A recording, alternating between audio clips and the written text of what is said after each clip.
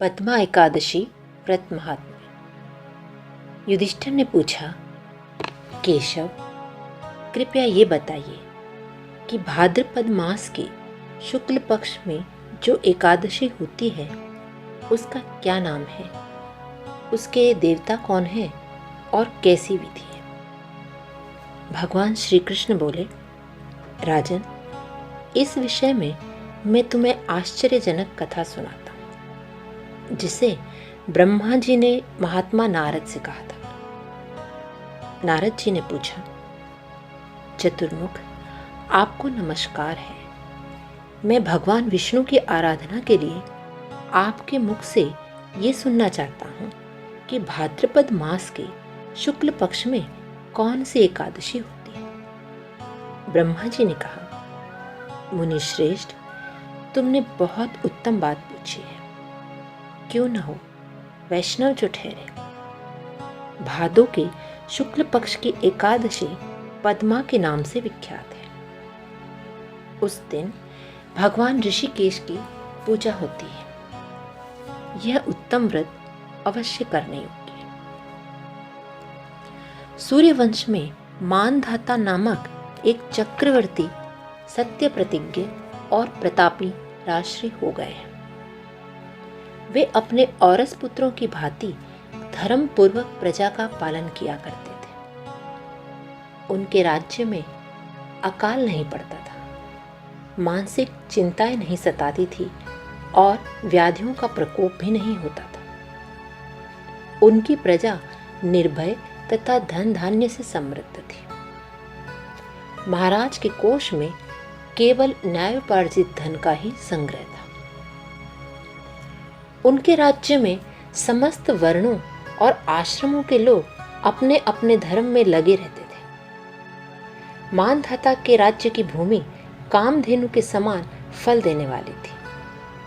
उनके राज्यकाल में प्रजा को बहुत सुख प्राप्त होता था। एक समय किसी कर्म का फल भोग प्राप्त होने पर राजा के राज्य में 3 वर्षों तक वर्षा नहीं हुई। इससे उनकी प्रजा भूख से पीड़ित हो नष्ट होने लगी। तब संपूर्ण प्रजा ने महाराज के पास आकर इस प्रकार कहा। प्रजा बोली, नृपश्रेष्ठ, आपको प्रजा की बात सुननी चाहिए। पुराणों में मनीषी पुरुषों ने जल को नार कहा है। वह नार ही भगवान का अयन अर्थात निवास स्थान है, इसलिए वे नारायण कहलाते हैं। नारायण स्वरूप भगवान विष्णु सर्वत्र व्यापक रूप में विराजमान है। वे ही मेघ स्वरूप होकर वर्षा करते हैं। वर्षा से अन्न पैदा होता है और अन्न से प्रजा जीवन धारण करती है। नृपश्रेष्ठ, इस समय अन्न के बिना प्रजा का नाश हो रहा है। अतः ऐसा कोई उपाय कीजिए जिससे हमारे योगक्षेम का निर्वाह हो। राजा ने कहा, आप लोगों का कथन सत्य है, क्योंकि अन्न को ब्रह्मा कहा गया है।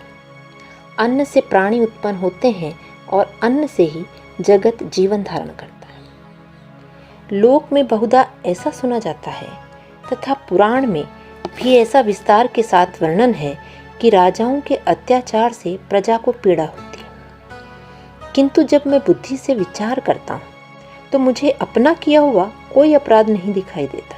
फिर भी मैं प्रजा का हित करने के लिए पूर्ण प्रयत्न करूँगा। ऐसा निश्चय करके राजा मानधाता इन्हीं गिने व्यक्तियों के साथ ले विधाता को प्रणाम करके सघन वन की ओर चल दिए। वहां जाकर मुख्य मुख्य मुनियों और तपस्वियों के आश्रमों पर घूमते फिरे। एक दिन उन्हें ब्रह्मपुत्र अंगिरा ऋषि के दर्शन हुए। उन पर दृष्टि पड़ते ही राजा हर्ष से भरकर अपने वाहन से उतर पड़े और इंद्रियों को वश में रखते हुए दोनों हाथ जोड़कर उन्होंने मुनि के चरणों में प्रणाम किया। मुनि ने भी स्वास्ति कहकर राजा का अभिनंदन किया और उनके राज्य के 7 अंगों की कुशलता पूछी। राजा ने अपनी कुशलता बताकर मुनि के स्वास्थ्य का समाचार पूछा। मुनि ने राजा को आसन और अर्घ्य दिया। उन्हें ग्रहण करके जब वे मुनि के समीप बैठे तो मुनि ने राजा से आगमन का कारण पूछा। राजा ने कहा, भगवान, मैं धर्मानुकूल प्रणाली से पृथ्वी का पालन कर रहा था, फिर भी मेरे राज्य में वर्षा का अभाव हो गया। इसका क्या कारण है, इस बात को मैं नहीं जानता। ऋषि बोले, राजन, सब युगों में उत्तम यह सतयुग है। इसमें सब लोग परमात्मा के चिंतन में लगे रहते हैं तथा इस समय धर्म अपने चारों चरणों से युक्त होता है। इस युग में केवल ब्राह्मण ही तपस्वी होते हैं, दूसरे लोग नहीं। किंतु महाराज, तुम्हारे राज्य में एक शूद्र तपस्या करता है, इसी कारण मेघ पानी नहीं बरसाते। तुम इसके प्रतिकार का यत्न करो, जिससे यह अनावृष्टि का दोष शांत हो जाए। राजा ने कहा, मुनीश्वर, एक तो वह तपस्या में लगा है और दूसरे वह निरपराध है, अतः मैं उसका अनिष्ट नहीं करूंगा। आप उक्त दोष को शांत करने वाले किसी धर्म का उपदेश कीजिए। ऋषि बोले, राजन, यदि ऐसी बात है तो एकादशी का व्रत करो। भाद्रपद मास के शुक्ल पक्ष में जो पद्मा नाम से विख्यात एकादशी होती है, उसके व्रत के प्रभाव से निश्चय ही उत्तम वृष्टि होगी।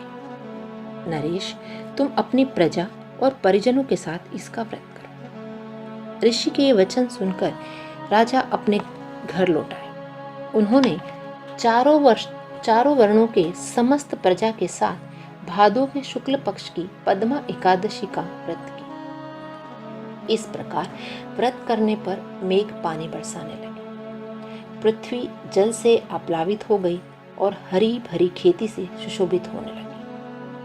उस व्रत के प्रभाव से सब लोग सुखी हो गए। भगवान श्री कृष्ण कहते हैं, राजन, इस कारण इस उत्तम व्रत का अनुष्ठान अवश्य करना चाहिए। पद्मा एकादशी के दिन जल से भरे हुए घड़े को वस्त्र से ढांककर दही और चावल के साथ ब्राह्मण को दान देना चाहिए। साथ ही छाता और जूता भी देना चाहिए। दान करते समय निम्नांकित मंत्र का उच्चारण करना चाहिए। नमो नमस्ते गोविंद बुद्ध श्रवण संज्ञक अघोग संशय कृत्वा सर्वसौख्य प्रदो भव भुक्ति मुक्ति प्रदश्चैव लोकानाम सुखदायक। बुधवार और श्रवण नक्षत्र के योग से युक्त द्वादशी के दिन बुद्ध श्रवण नाम धारण करने वाले भगवान गोविंद, आपको नमस्कार है, नमस्कार है। मेरी पाप राशि का नाश करके आप मुझे सब प्रकार के सुख प्रदान करें।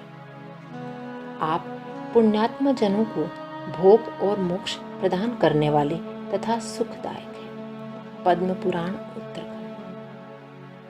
राजन, इसके पढ़ने और सुनने से मनुष्य सब पापों से मुक्त हो जाता है।